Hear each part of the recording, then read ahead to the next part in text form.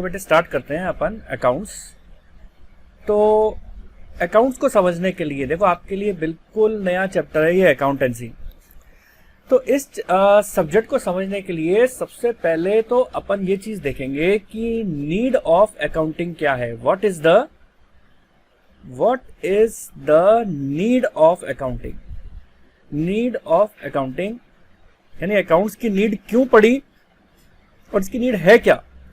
देखो जैसा कि मैंने आपको कल भी ये बात बताई थी कि अपन क्या प्रैक्टिकल अप्रोच के ऊपर ज्यादा बात करेंगे कि सबसे पहले अपन प्रैक्टिकल बेस्ड पर जाएंगे, लेकिन प्रैक्टिकल पर बेस्ड जाने के लिए भी अपन को ये बेसिक बातें समझनी बहुत ज्यादा जरूरी है कि अकाउंटिंग की नीड क्यों पड़ी अपन को, अकाउंटिंग है क्या।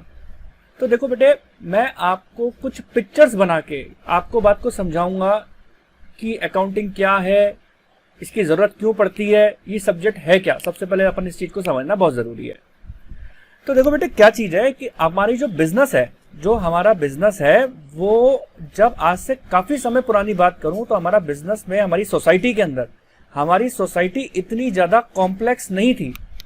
आज में अगर मैं 100-200 साल पुरानी बात करूं तो हमारी सोसाइटी इतनी ज्यादा कॉम्प्लेक्स नहीं थी जो आज की तारीख में इतनी ज्यादा कॉम्प्लेक्स हो गई है सोसाइटी। तो आपके मन में एक विचार उठेगा सर सोसाइटी कॉम्प्लेक्स कैसे। तो बेटे मैं एक चीज आपको बताता हूं, अभी एग्जांपल देके समझाता हूं कि सोसाइटी कैसे कॉम्प्लेक्स हुई। लेकिन सोसाइटी का बिजनेस से एक डायरेक्ट रिलेशनशिप है कि अगर सोसाइटी कॉम्प्लेक्स होगी तो बिजनेस भी कॉम्प्लेक्स हो जाएगा। तो अब आपको इस बात को मैं एक एग्जांपल से देकर बात समझाऊंगा। आज की तारीख में भी हमारे बिजनेस दो तरीके के चलते हैं। एक बिजनेस है स्मॉल स्केल का और दूसरा बिजनेस है बेटा लार्ज स्केल का। एक स्मॉल स्केल का बिजनेस है और दूसरा लार्ज स्केल का बिजनेस है। जैसे एग्जांपल के तौर पे मैं बात करता हूं बेटा, आपने नाम सुना होगा रिलायंस इंडस्ट्रीज लिमिटेड का, यानी जो रिलायंस कंपनी है ये हिंदुस्तानी कंपनी, एक ऐसी कंपनी है हमारे जो अंबानी ग्रुप है, अनिल अंबानी, मुकेश अंबानी। तो अब ये देखा जाए तो हर फील्ड में, ये कम्युनिकेशन में भी है, जो आप अपन टेलीफोन यूज कर रहे हैं और अपना मोबाइल फोन यूज कर रहे हैं, इंटरनेट यूज कर रहे हैं, ये सब काफी हद तक जो हमारे हिंदुस्तान में बूम आया है वो इसी की वजह से ही आया है। और ये देखा जाए तो हर फील्ड के अंदर ये रिलायंस कंपनी आती चली जा रही है। और आपने देखा हो कि ये वेजिटेबल और फ्रूट्स के अंदर भी आ गई है रिलायंस फ्रेश नाम से। जस्ट अ सेकेंड,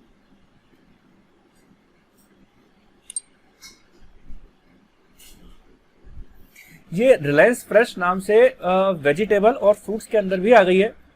तो अब मैं अगर रिलायंस फ्रेश का एग्जांपल दूं तो देखिए बेटे सब्जी का बिजनेस करने वाला एक पर्सन एक छोटा व्यापारी भी हो सकता है जो ठेला लगाता है, ठीक है, जो रोज सुबह एक सब्जी वाला अपना ठेला लगाता है और अपने सब्जियों को बेचता है।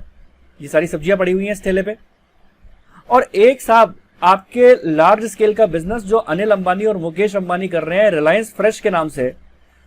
तो अब देखा जाए तो अगर ठेले वाला ये सुबह उठता है 4 बजे और मंडी में जाता है, सब्जी मंडी में, और सब्जी मंडी में जाकर अगर ये 5,000 रुपए की सब्जी लेकर आता है और सब्जी को अपने ठेले पे लाके लगा देता है। इसका क्या टारगेट है? इसका ये टारगेट है कि मैं अपनी सब्जी जो 5,000 की सब्जी है उसको मुझे 5,000 से ज्यादा में बेचना है, एग्जाम्पल के तौर पे 6,000 में बेचना है ताकि मैं 1,000 का प्रॉफिट कमा लूं। यही इसका टारगेट है।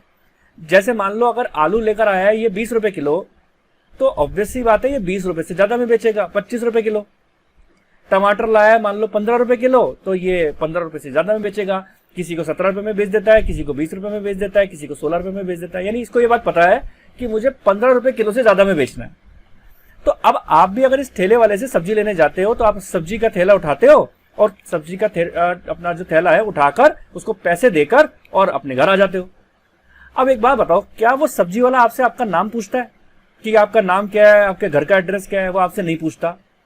वो क्यों नहीं पूछता? क्योंकि उसको अपनी सब्जी को बेचने से मतलब था और वहीं पे हाथों हाथ वो आपसे पैसे ले लेता है और उसका टारगेट है कि जितने की सब्जी खरीदी उससे ज्यादा में बेचनी है। तो वो आपका नाम पता पूछ के कुछ नहीं करता। उसको कुछ अकाउंट्स भी अपने रखने की जरूरत नहीं है, क्योंकि उसको पता है भाई 5,000 की सब्जी लाई है तो ओवरऑल मैंने 6,000 में बेचनी है, तो उसमें हम अपने खाते क्यों रखें। भाई सेम चीज यहां पर है। अब आप देखो कि अगर रिलायंस फ्रेश की मैं बात करूं तो रिलायंस फ्रेश के आउटलेट, अब आप दिल्ली में हैं, अब आप दिल्ली में देखिए रिलायंस फ्रेश के कितने आउटलेट होंगे। एक एक आउटलेट के अंदर जो सब्जियां बिक रही हैं, तो वो सब्जियां आप मान के चले एक आउटलेट के अंदर अगर जो आपका बिजनेस हो रहा है, मान लो मैं कम से कम भी लेके चलूं 20 लाख का बिजनेस हो रहा है, तो करोड़ों रुपए का जो बिजनेस है वो आपके रिलायंस फ्रेश में दिल्ली में हो जाता होगा। तो क्या मुकेश अंबानी और अनिल अंबानी वहीं बैठे बैठे उनको ये बात पता है कि आलू कितने रुपए किलो और प्याज कितने रुपए किलो बिक रहे हैं दिल्ली के पर्टिकुलर आउटलेट में? तो जवाब है नहीं बेटे। क्यों नहीं पता उनको? उनको इसलिए नहीं पता क्योंकि उनका स्केल ऑफ बिजनेस इतना लार्ज है कि उनके दिमाग में ये चीज रखना उनको बहुत मुश्किल है कि किस आउटलेट पे कितने सामान कितने रुपए में बिक रहा है। इसने हर आउटलेट के मैनेजर अपॉइंट कर रखे हैं, हर जोन के मैनेजर अपॉइंट कर रखे हैं, और हर जोन ने उन मैनेजर्स ने अपने नीचे कुछ स्टाफ अपॉइंट कर रखा है। वो जो अकाउंटेंट हैं वो हर आउटलेट का हिसाब रखते हैं, और वो हर हिसाब पूरे एक जोनल मैनेजर के पास जाता है। सबका एक जोन का पूरा मैनेजर है और वो सारे आउटलेट का हिसाब रखता है, और सारी जो सभी आउटलेट्स हैं नॉर्दर्न इंडिया के, उसकी नॉर्थ इंडिया के अंदर रिलायंस फ्रेश कितना कमा रहा है, तो उसकी एक ओवरऑल रिपोर्ट मुकेश और अनिल अंबानी के पास जाती है। तो बेटे ये एग्जाम्पल देने का मेरा कारण सिर्फ इतना सा था कि देखो काम वही है सब्जी का। ये छोटा व्यापारी था, ये बड़ा व्यापारी था।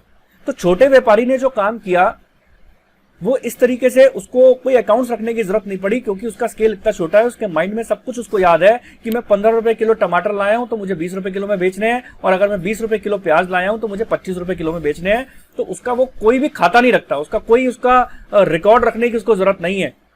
लेकिन एक पर्टिकुलर टाइम आने के बाद जब आपका स्केल ऑफ बिजनेस बढ़ जाता है, आपकी सोसाइटी कॉम्प्लेक्स हो जाती है, आपका बिजनेस कॉम्प्लेक्स हो जाता है, तो वहां पर आपको अपना स्केल ऑफ बिजनेस जब बढ़ जाता है तो आपके माइंड में ये सारी चीजें नहीं रख सकते।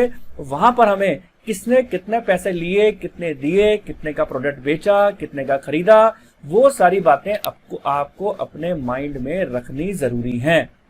तो ये अपन को, क्योंकि सोसाइटी कॉम्प्लेक्स है, बिजनेस कॉम्प्लेक्स है, इसी वजह से हमें बुक्स ऑफ अकाउंट्स अपने रखने की जरूरत पड़ती है, हमें रिकॉर्ड रखने की जरूरत पड़ती है। हम माइंड में किससे कितना लेन देन किया ये अपने माइंड में नहीं रख सकते हैं, इसलिए उसको एक पेपर के ऊपर, एक पर्टिकुलर लैंग्वेज है, अकाउंटिंग एक पर्टिकुलर लैंग्वेज है, इस लैंग्वेज को मैं आपको सिखाऊंगा कि किससे कितने पैसे लेते हैं, जब देते हैं तो हम क्या ऐसा रिकॉर्ड जब हम करते हैं तो क्या एंट्री करते हैं, यानी किस तरीके से हम उसको रिकॉर्ड करते हैं, एक पर्टिकुलर लैंग्वेज आपको सिखाऊंगा मैं। तो अभी देखो बेटा, अभी आप 11th क्लास के बच्चे हो, आपको अगर मैं बोलूं cash account debit to sales तो आप समझ नहीं पाएंगे। अगर मैं आपको बोलूं बेटे purchase account debit to Mukesh, आप समझ नहीं पाएंगे। लेकिन बेटे यही अगर किसी 12th क्लास के बच्चे को या किसी हायर स्केल के बच्चे को, हायर स्टडी के बच्चे को, हायर स्टैंडर्ड के बच्चे को अगर मैं ये बात बोलूं कि cash account debit to sales, तो वो मेरी भाषा झट समझ में आ जाएगा उसको कि सर क्या बोलना चाहते हैं। उसको पता लग जाएगा कि कैश हमारे पास आ रहा है और सेल हमारे हाथ से जा रही है, उसको झट समझ में आ जाएगा। क्यों? उसका कारण बेटे ये है क्योंकि मैंने आपको अभी क्या बताया कि ये एक तरीके की लैंग्वेज है। इस लैंग्वेज को जब मैं आपको सिखा दूंगा तो बेटे आप भी समझना चालू कर देंगे इस बात को कि अच्छा सर ये बात बोलना चाहते हैं, हाँ जी हाँ बहुत बढ़िया सर आप ये कहना चाहते हो। फिर मैं बोलूंगा बेटे परचेज टू मुकेश, अच्छा सर आप ये कहना चाहते हो, तो आप भी समझ जाओगे इस भाषा को। बेटे मंजिल बहुत दूर नहीं है, सिर्फ हमारी 2-3 क्लासेस के बाद आपको भी समझ में आने लगेगा। मैं हर पूरा आपको जो समझाना है, मैंने पूरी अकाउंटेंसी आपको इसी तरीके से पिक्चर बना बना के, आपको जो नोट्स लिखवाऊंगा पिक्चर बना बना के समझाऊंगा, तो आपको हर चीज एक एक पॉइंट समझ में आ जाएगा। जैसे आपको याद हो बचपन में हम कार्टून फिल्म देखा करते थे, तो कार्टून फिल्म के अंदर बेटे जो भी चीजें हमें दिखती हैं कार्टून फिल्म में वो हमें याद हो जाती हैं, झट से याद हो जाती हैं। मुझे भी याद है, अभी मेरा छोटा बच्चा है, वो भी जब कार्टून फिल्म में जो चीज देखता है उसको सब कुछ याद रह जाता है, लेकिन वही चीज उसको अगर हम ऑरली समझाते हैं तो वो समझ में नहीं आती। तो बेटे आज हम भी अकाउंटिंग को अच्छा बनाने के लिए, इंटरेस्टिंग बनाने के लिए सारी बातें, सारी एंट्रीज में आपको पिक्चर क्रिएचर्स बना बना के समझाऊंगा कि कैसे पैसा आया और कैसे पैसे गया, तो आपको हर चीज समझ में आ गई होगी। तो बेटे मैं उम्मीद करता हूं कि आपको ये बात तो समझ में आ गई होगी कि सोसाइटी की कॉम्प्लेक्सिटी पे हमारा बिजनेस डिपेंड करता है। अगर बिजनेस कॉम्प्लेक्स होगा, लार्ज स्केल का होगा, तो आपको आपकी अकाउंटिंग की जरूरत पड़ेगी, आपको किससे कितना पैसा लिया, कितना दिया, उसको रिकॉर्ड करने की जरूरत पड़ेगी। लेकिन अगर यही स्केल्स ऑफ बिजनेस आपका स्मॉल होता है तो आप अगर माइंड में एक पर्टिकुलर चीजें रख सकते हैं तो हमको उस चीज की जरूरत नहीं होती।